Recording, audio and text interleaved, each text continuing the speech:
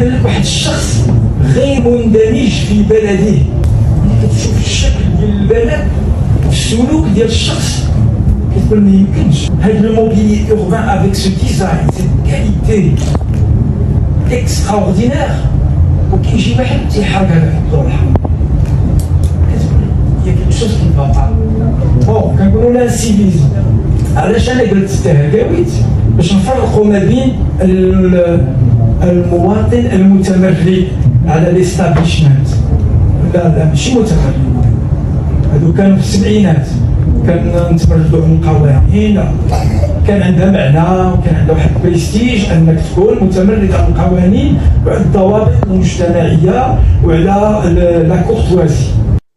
هادشي اللي سمع حسن الفد التمرد ديال السبعينات ودوا عليه انه تمرد فيه البريستيج، راه غير تلميع المرحله عاشها وكان فيها حتى هو متمرد.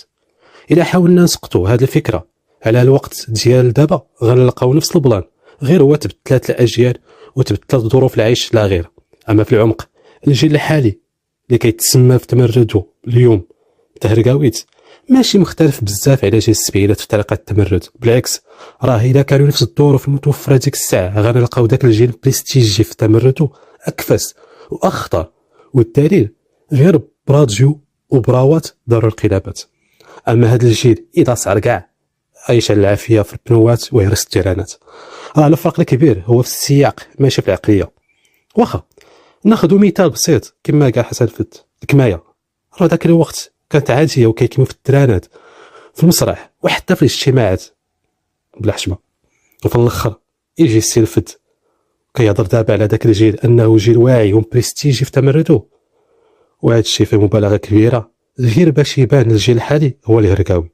الحقيقه ان خاصنا نفرقوا بين التمرد كفكره وكحريه التعبير وبين انعدام التحضر، وماشي يكون سلوك خارج على المألوف كنسميوه تمرد، ولا كل تمرد خاصو نلبسوه الثوب التحضر. انا بالضبط حسن الفد ما توفقش في المثال ديالو اللي اختار، حيت خلط بين التمرد والتحضر.